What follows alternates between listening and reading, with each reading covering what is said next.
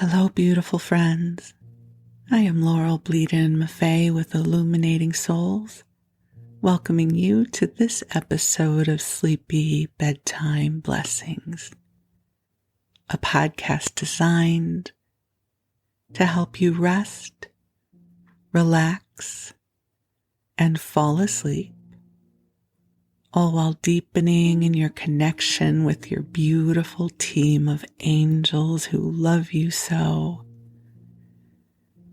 And while you rest, I'm going to tell you a bedtime story.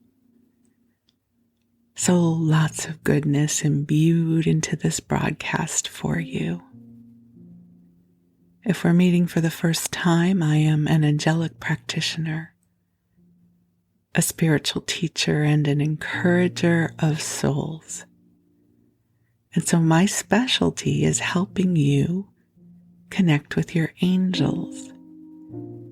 Angels are divine messengers of God. They are celestial beings who are the embodiment of unconditional love, divine love, the kind of love that shines more brightly than the sun.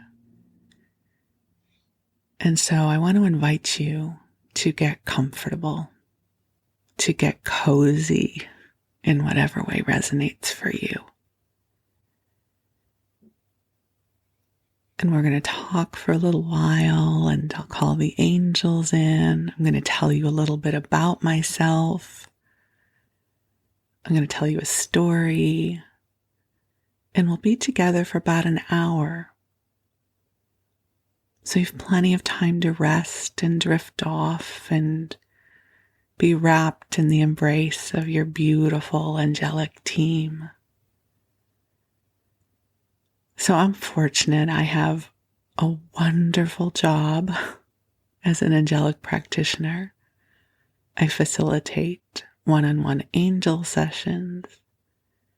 I also offer soul mentoring, which provides for ongoing consistent support as you move through a time of transition or growth. And then I offer a variety of classes, which are wonderful. Most of my classes are very intimate, so we have lots of time together when you partake in one of my classes. So if you're enjoying the energy of this podcast and would like to learn more about my offerings, I invite you to visit me at my website, illuminatingsouls.com. It'll be tagged in the show notes. You can also visit me at my Facebook page of the same name. And I have the daily inspiration email blast where I will send you an inspiring email every weekday. So lots of ways to connect. But for now, it's time to rest. So I invite you to take a deep breath in. I'm going to take one with you. And just let go. Let go whatever came before this moment. And just remember to breathe. I know we breathe all the time because otherwise we would not be here. It's part of the requirement for being in a human incarnation. But when the angels invite us to take a breath, it is that invitation to come to center. To just take a meaningful breath that connects us with our beingness. And so when I invite you to take a breath, the invitation is coming from the angels, and I breathe with you. So as I record this, it is the early morning. And I will say that last night I had one of those wonky nights sleep where there was not a lot of sleep involved. I was wide awake at 2 a.m. And I listen to sleep podcasts to help me drift off. So this podcast can be used as you're drifting off to sleep. It can be used in the afternoon when you are seeking a respite from the world and it can also be used in the wee hours of the morning. I much prefer listening to sleep podcasts when I am awake, when I want to be sleeping, because it's much better than me laying there in frustration that I'm not going to sleep. Because all I know is I'm not asleep yet. Still not asleep. When am I going to fall asleep? And so I find it so much nicer to put on a sleep podcast and follow the rhythm of someone else's voice. And I don't know if you can hear it, but there are some very noisy birds outside. There's quite a commotion happening. So we will invite that in to add to our ambient noise. If you ever look at the different, sleep sounds, there'll be running water, bird noises. So this will be bird noises right now. Someone's in a kerfuffle outside.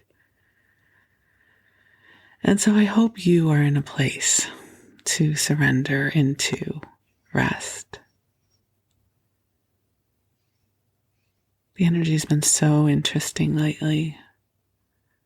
It had felt really oppressive for much of August. As I record this, we're towards the end of August. And I felt this tremendous lightening come in the last few days. I was talking with a friend yesterday and, we did the requisite, how are you? And usually I answer, I'm good. It's that social, like, I'm good. I'm still here. I'm working on it. And I found myself saying, I'm really good. And I thought, who said that? Where did that come from? And I realized it was me. And it's not because I'm doing anything differently than I did before. I think it's indicative of this energetic weather we're in. So my hope is the brightening of energies will be sustained for quite some time, and that you will feel it too. If you don't already feel it, that you will feel it very soon. And I'm so grateful for it. I'm grateful for the sense of hope. I'm grateful for new ideas floating in. I'm grateful for the ability to be here with you right now. This is really an answered prayer. If I look at my life 20 years ago, I was praying my way into this moment. I was hoping that I would find the courage and the insight as to how to break free from my life so that I could embark upon a path that felt much more authentic, and that I could find my way of serving others and bringing light into their lives, so that you are listening in this moment is a miracle and an answered prayer, because here we are. I didn't know that my path would lead me here to this microphone in the blanket fort of love in this moment where I could share love with you. It's remarkable. So thank you for all of your moments that led you here as well. So I'm going to call the angels in, even though they are already here. But this way you will be assured that they are here as well. So beautiful angels on high, I invite you to join us here, and I am so deeply grateful for your presence, for your love, and for your support. I ask that you infuse this broadcast with waves of light and love that will bless and uplift each of our beloveds who listens to this broadcast. Angels, I ask that you help each one of us find our way on our authentic path, that you help us rise up into the brightness of our destinies, singing the song of our souls, helping to bring better days into this world. And angels, please clear away any old sense of stuckness, any old energies we no longer need to embody, clearing away anything that does not belong to us, and helping us come into the brightness of our spirit. Thank you, angels, for helping us remember who we are as divine beings in human form. Thank you for the sparks of inspiration. Thank you for the willingness to meet our sparks of inspiration with inspired action and co-create new adventures in this world.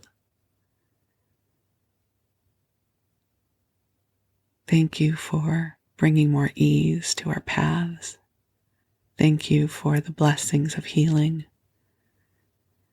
and of illumination. So, dear ones, just take a beautiful, nice, deep breath in and allow the love to come to you now. Just imagine, if you will, that the angels are filling your room with a soft pink light. Not the kind of light that keeps you awake, but a vibrational light that helps your body relax. It helps you feel like it might be easier to drift off into sleep. I find this energy field to be so compatible with sleep, and I hope that it works for you as well. So just allow a wave of relaxation to start at the top of your head and just flow down your body, down your shoulders, down your torso, down your thighs, all the way down to the tips of your toes, sending love to every cell of your body, every thought in your mind, and every emotion in your heart. You, dear one, are a blessing here on earth. You are one of the ways that God's love flows into this world. The world is better because you are here. And there are beautiful adventures still to come for you. Allow yourself to connect with the love of your angels as they shine upon you now. And they will watch over you while you rest. And while you rest, I'm going to tell you a story. So tonight, I'm going to tell you a story from my own life. And it's a story about unexpected family. It's a story that is very, very dear to my heart. And I'm grateful for an opportunity to share it with you, because perhaps it will bring forward your own memories of unexpected family. You know, family comes in many forms. They can be those that we were born into. They can be chosen family, soul family. And this is one of my stories of unexpected family. So, growing up, we were very close to my mom's side of the family. She had two sisters. One lived, well, she used to live in Connecticut, and then she moved to California, while the other one lived about a mile away from us. And she and her husband, my uncle, had two sons who were a little bit older than us. And so we spent all the holidays with my aunt and uncle and our cousins.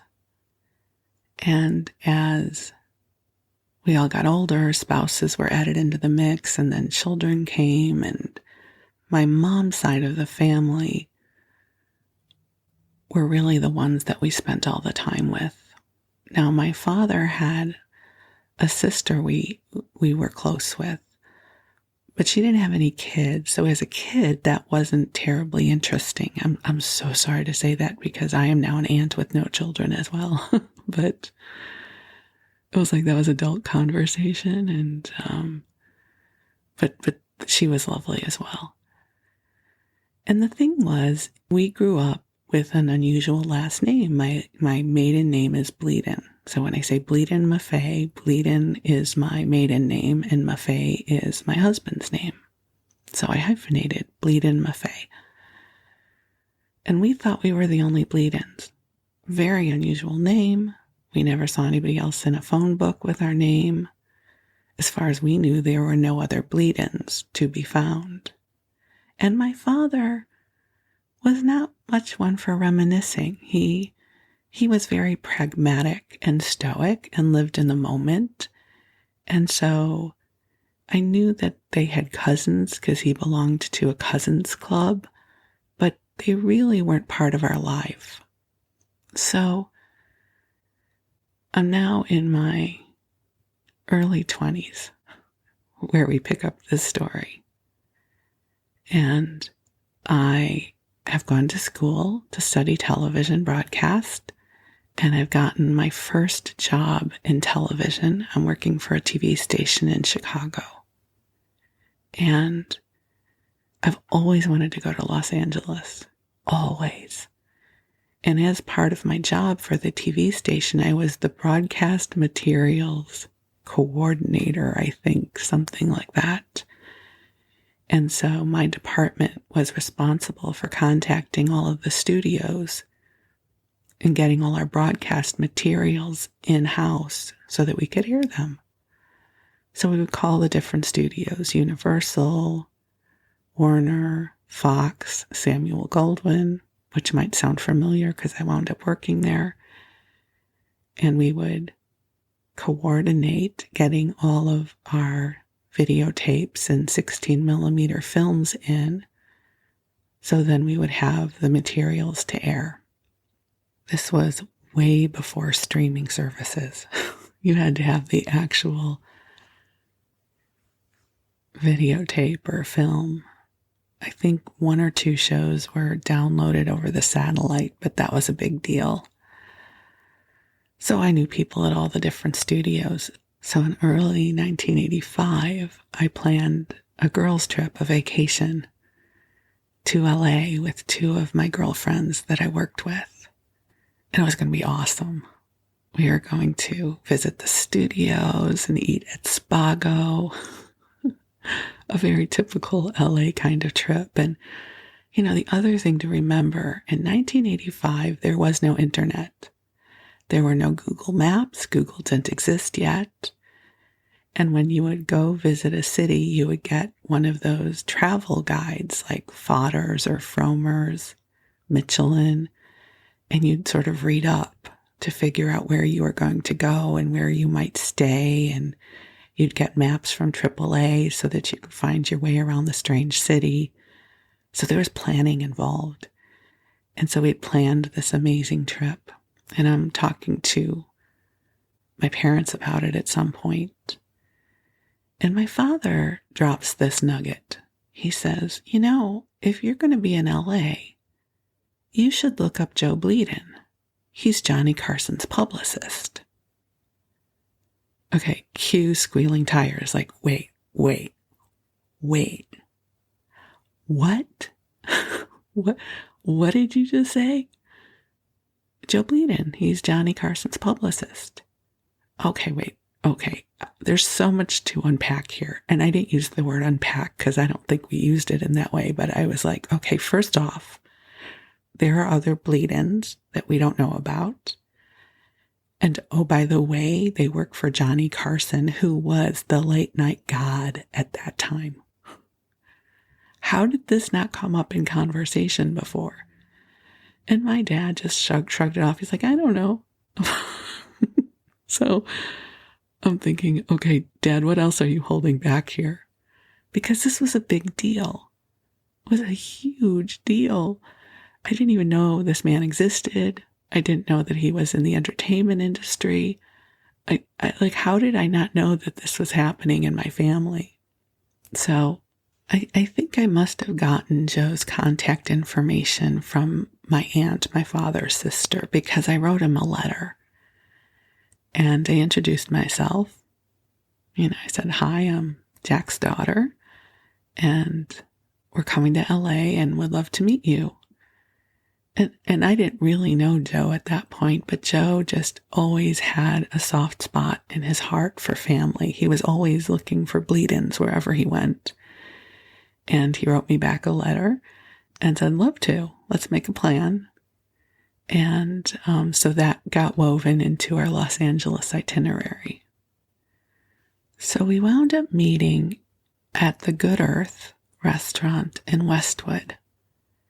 Good Earth was one of my favorite restaurants. It was sort of a health food restaurant, and they make that delicious cinnamon orange tea. If you ever see it in the store, the Good Earth tea, that came from that restaurant. So anytime you came into the restaurant, you smelled the tea first. So I remember having this amazing aroma coming at us as we entered this restaurant. And they had an upstairs and a downstairs, and we went downstairs. So we go down this sort of dark staircase. And as we emerge, there is this long table of people. I didn't know I could be related to this many people. And at the table was Joe. And Joe was really my dad's generation. So he was older than me, he was, I think, a little bit younger than my dad. And he brought 3 of his 5 kids. He has 5 kids, and 3 of them were there. The other 2 were older and weren't living in the area at that time. And he introduces me to his kids, who are all around my age. 2 sons and a daughter. And the daughter's name is Susie. And Susie's a year younger than me. And this is going to be important in a minute, so hang in there. This is all going to make sense, I promise. And you're supposed to be falling asleep anyways, so if you're completely confused by my family tree at this time, it's okay. So, also at our table were this older couple, senior citizens, that's what I mean by older, Pearlie and Ed. Now, Pearlie was my dad's first cousin. I didn't even know my dad had a first cousin. Pearlie was like 4'8". She was a very diminutive lady. And she was a powerhouse. Like, she was this bright spark of light.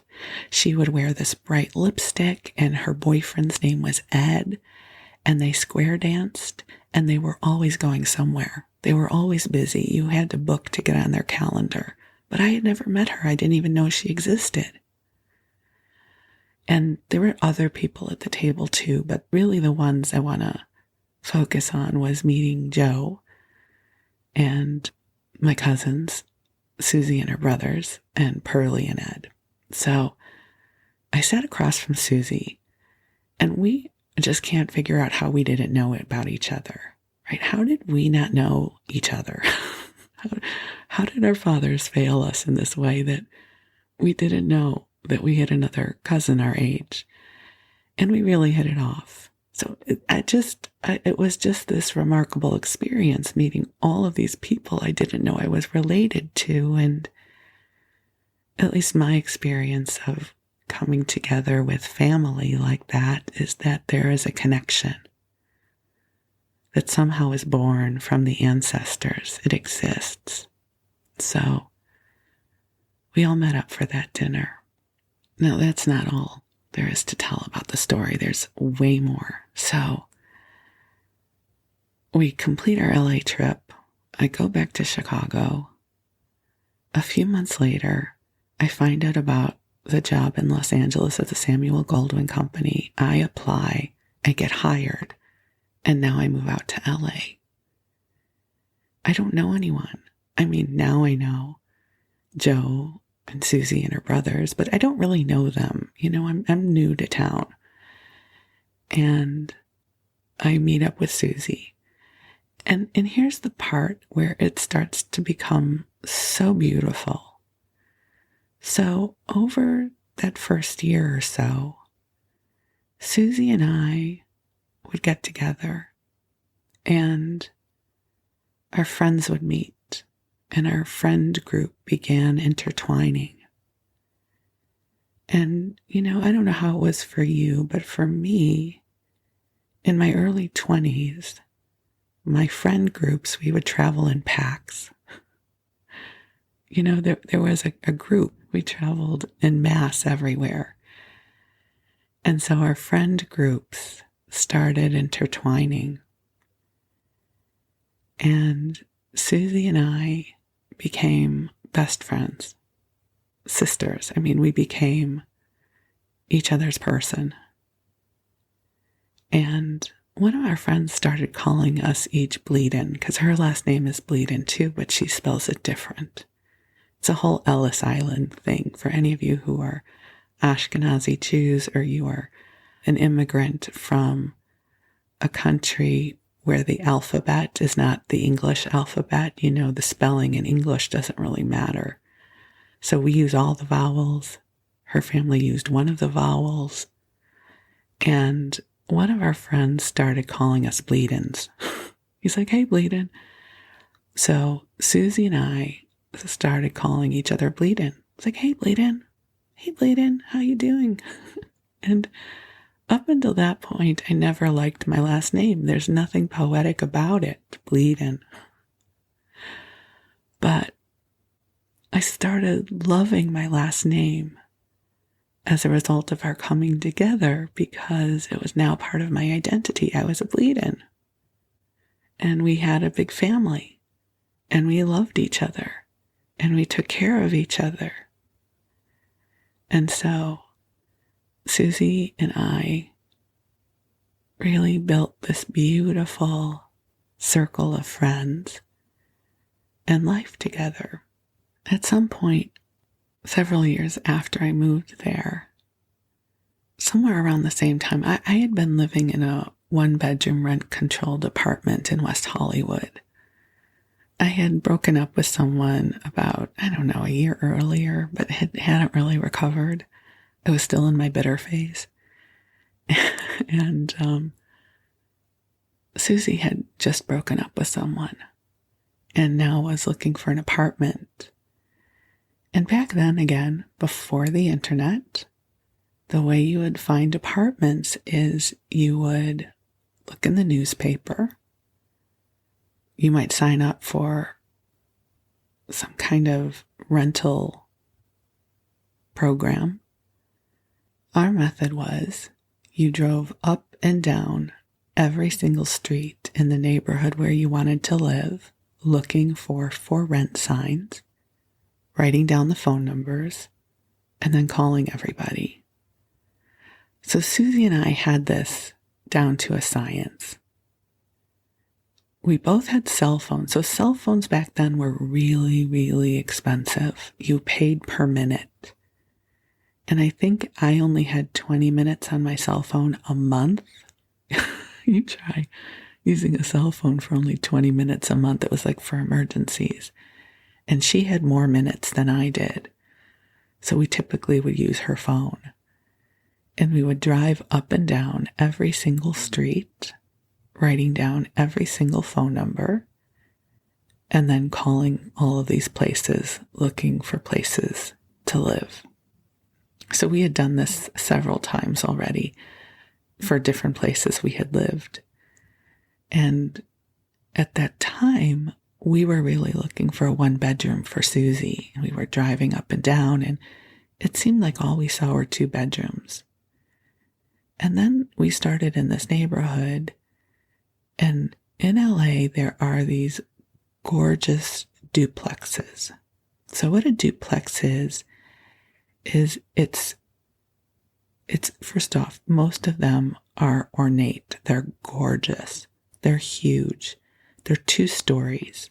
The bottom part of the house is one apartment, and the top part of the house is a second one. They typically have Spanish architecture, fireplaces, formal dining rooms, tile work. I mean, they're gorgeous. And we started seeing different duplexes for rent. And at some point during our drives up and down the streets, we started thinking, you know what? We should move in together and get a duplex. And then we realized if we moved in together and got a duplex, we could get dogs. Like, we could each get a dog, and we could have a duplex, and we could live together. And this was frickin' brilliant. So, complete change of plans. So I'm thinking, okay, I could leave my apartment because I don't have a lease anymore. And now we start looking at duplexes. And we find this one duplex. And for those of you who are familiar with LA, it was in the Pico Robertson area, which is beautiful. And we saw this one duplex that was on the 2nd floor and an incredibly inexpensive rent. Now, I'll make you weep. I think it was like $800 a month or something like that. It was very inexpensive. And it was gorgeous. Huge windows, a fireplace, formal dining room, eat-in kitchen, 3 bedrooms, and 2 baths. It was about 2,000 square feet. And we just knew that this was our place. And we found out that they would take dogs, even though we didn't have our dogs yet. And we put in an application and signed the lease. And we had our duplex. And it was such a joy to live together. I don't know, it was like one of these things like, oh my God, I could have had a V8. Like, it was, oh my God, we can live together. And we had the most beautiful life in our apartment together. And this is when I got my dog Tessa. So I was the first one to get the dog. I was looking for different dogs. When I knew I wanted to adopt. I didn't want a puppy because puppies eat everything. And so I was looking for different dogs. It's a really weird thing to look for your dog because I think it's like people, it's like your dog when you meet your dog, right? So I would be meeting all of these dogs and they weren't my dog. And one day I realized, this is interesting. This is like magical manifesting before I knew about magical manifesting. So I realized one day after going to shelters and adoption events and not finding my dog that maybe I should look for a Samoyed. So if you don't know about the breed Samoyeds, they are white sled dogs. And the thing is that my family had Samoyeds. So I was really imprinted with the breed. And I thought, I wonder if I should see if I could adopt a Samoyed somewhere. And I kid you not, like the next day or the day after in the newspaper is an ad. Adoption. 4-year-old female Samoyed. And I was like, oh my God, I think she's my dog. And we went to meet her. So the woman who was giving her up for adoption bred Samoyeds, and Tessa wasn't quite show quality, so she couldn't be bred. And she failed obedience class, which I came to understand because she was profoundly stubborn. And when I met Tessa, I was like, oh my God, she's my dog. And Tessa was not her name. I gave her that name. Her name had been Fiona, and I had somehow crossed paths with someone named Fiona that I did not like, so I was like, that can't be my dog's name. And I named her Tessa because I had met another dog named Tessa, and I thought that was such a pretty name. So Tessa came to live with us. She was part of our family. And so for a while it was Susie, Tessa, and I. And then Susie got her dog Mike, and Mike was like a cockapoo. He was a terrier poodle mix. And he was a puppy. And he and Tessa were brother and sister. So we had several years of living together with our dogs. And it was such a great healing time that we had both been disappointed by relationships. And we were like, we're just going to move into a duplex and get dogs. That is our solution. And we did. And because our apartment was so big, we entertained a lot. We would have dinner parties. Like dinner parties. We could sit 6 or 8 people in our dining room. And so we would have parties. We would have people over. We would watch our soaps. It was a wonderful time of my life. And this is what I mean about unexpected family. I didn't even know I had cousins. And I did not know that there was a cousin my own age who would become my best friend and my other sister.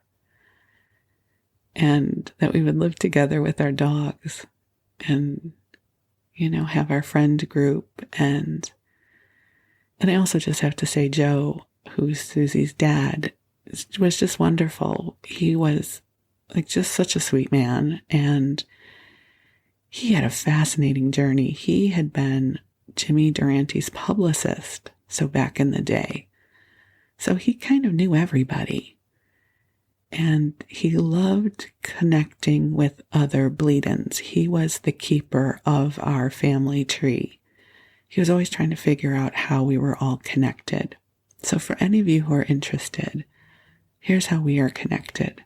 Again, you're supposed to be sleeping, so if you can't make this out in your mind, it's okay. So my great-grandfather, his name was Yehuda, also known as Julius, but in Yiddish would have been Yehuda. Yehuda was a brother to Joe's great-grandfather. So on the family tree, I'm the same generation as Joe, but chronologically, Joe was really the same generation as my dad, if that makes sense. So we're related, but pretty far down the line. I don't even know how many cousins twice removed we are, but what mattered is we're mishpucha. Mishpucha is Yiddish for family. We're family. We're Bleedens. And I got such a great gift in that moment at the Good Earth when I met them, because I would have another family, a second family. And so Susie and I lived together for several years, and her dad lived in the neighborhood for a while as well. And then he would move to Vegas sometimes, and he worked for the big hotels there. And I will say at one point he was working at I can't remember if it was Bally's at the time. Bally's became MGM Grand. So we used to go to Vegas back in the day of classic Vegas, not New Vegas, which is basically Disneyland on steroids for adults. But this was old school Vegas we used to go to. And we got to see Jerry Lewis and Sammy Davis Jr. at Bally's. We sat in one of those big banquettes, with the red leatherette seats, and got to see truly a classic Vegas show. And we would travel everywhere. We went everywhere. We would take road trips all the time. We thought nothing of taking a road trip, leaving work on Fridays and driving to Vegas or Palm Springs or wherever we wanted to go. One of the things Susie and I still laugh about to this day is how we were always eating out and putting stuff on credit cards. Like, I think I was paying my credit card off for 10 years after that. One of our favorite places to go with our friends was the Cheesecake Factory, which, if you live in the US, you probably know about the Cheesecake Factory. They might also be international, I don't know. But back in the late 80s, Cheesecake Factory was not a national chain yet. There was the one in Marina del Rey. And the one in Marina del Rey, especially if you wanted to eat there on a weekend, you had to wait like an hour or two to eat there. And we didn't care. We would go with 8 people, and we might wait 2 hours to get our table. And we didn't care. It was the Cheesecake Factory, and we were hanging out together. What did we care? At that age, I didn't need sleep. And we wouldn't even think about going out before 7 o'clock. We often didn't meet up until 8 o'clock. I mean, I'm in bed by 8 o'clock now, but back then, we didn't need sleep. So we would get a big crew of us together and we would go to the Cheesecake Factory, which was expensive even then for the day. And we would just put our food on the credit card and feast together. So we were into the Cheesecake Factory before the rest of the country caught on to the wonderment, the wonderland that is the Cheesecake Factory. So we lived together for a lot of years, and then we split up the household for different reasons. One of them, I wound up moving to New York for a job, which is a whole other story. And I was not happy when I made the move. That was a really hard year. And then when I finally moved back, we did the apartment search again to try and find me a place to move back into. And I did not get a duplex the next time. I got this just really unimpressive 2-bedroom apartment in the Pico Doheny area. And the only thing that was good about it is that they would let me have my dog. But I wound up living there for a long time until I moved to Northern California. And then we did it once again when Susie needed to find another apartment, and we found her a charming one. And for a long time, her dad lived around the block from me, which was awesome. And so it's my story of unexpected family. As the pandemic hit and we all started, sequestering in our homes, the introvert in me was delighted to just be at home. I love being home now, but Susie and I would talk that we're so lucky this did not happen when we were in our 20s and our 30s, because back then we were always on the go. We were going to concerts, we went to clubs, we went everywhere. I lived a really big life back then. I always wanted to be around people. I wanted to be in crowded places. One year we went to Vegas for New Year's Eve, and we would be in the casinos and just having a wonderful time. And so I love that I got to live such a big life in my younger years. I can sort of bask in the glory of it. And And now I'm happy to be home. And, I'll also say, and so the lovely thing is that Susie and I, each of us married a wonderful man. Her husband is wonderful. I love him, and she has a beautiful son. And I love my husband. It's like we both got to live our way into beautiful hearted marriages, which had been part of the dream we had been seeding for ourselves in our younger years. When we were younger, our biggest wish was, I want to get married and have kids. And I will say that once I got Tessa, this is going to sound terrible. Once I got my dog, I didn't really want to have kids anymore. Isn't that weird? It was like all I could do to come home from work and put a lean cuisine in the microwave for me and give her a bowl of kibble and walk her. I thought, I don't think I can take care of another human being. They need a lot of care. And so my own maternal urges dwindled quite a bit once I had a dog. But Susie went on and had a family. She's a beautiful son. And so we're still connected, and I'm so grateful. And it made me fall in love with my last name all over again, which is part of the reason I kept it when I got married. I didn't want to just be Laurel-Maffei. I was Laurel Bleeden. I was Bleeden. Come on. It's my identity. It's who I am. And so that's why I became Laurel Bleeden-Maffei. And I'll also say another chapter of our family opened up in 2019. So in 2019, that was the year my mom passed away. That was the big sigh. And I think as part of my healing, I dove back into genealogy. So I should back up a little bit. I had done quite a bit of genealogical research years ago when Joe and my dad were still alive. And we had taken down as much as we could figure out about our family line, with a lot of immigrants and certainly Ashkenazi Jews. Our lineage gets really fuzzy when we go back a couple of generations. And there's a few reasons for this. One is, this might come as a surprise, but Jewish people were not terribly fond of where they lived when they were in Eastern Europe. They were treated as second-class citizens. And so they typically did not feel a sense of loyalty to the countries in which they lived.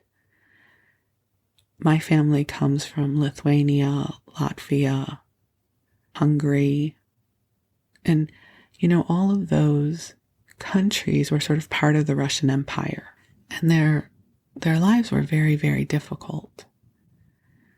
And typically in the Jewish religion, especially if we go back a couple hundred years, Jews didn't use surnames. You were your name, son of your father's name. So, David ben Yehuda, not this convention of using surnames wasn't really part of the Jewish culture until the government said you need to have a last name. So we became the Bleedens. And back then, when they immigrated, they didn't really give a whole lot of thought about how the last name would be spelled. When we came over, we were Bleaden. The story goes that my grandfather and his brothers had a jewelry shop, and the sign painter painted their name Bleadon, and they're like, okay, and they just adopted it. So that's how we got our spelling. And if you think back then, it was hard to stay in touch with each other. People would move, and people would disappear. So there's not a lot of information that we can find back when our families were still living in Eastern Europe. But so here's why I bring all of this up. So now comes this fancy schmancy thing called the internet and Ancestry.com and DNA tests and all of those things. So in 2019, I dove back into genealogy and connected with this wonderful woman named Tara, who is a Bleeden from a different Bleeden line. And what has been so incredible is she did a ton of research on our family, and she has woven together dozens and dozens and dozens of Bleedens and Bliedens and Bleedons, and everybody sort of might pronounce it a little bit differently, in South Africa and Australia and the UK, all over the place. And we're not quite sure how we're all related, but we know that we are. Like somewhere, there are like 3 or 4 times great-grandfathers that we all share.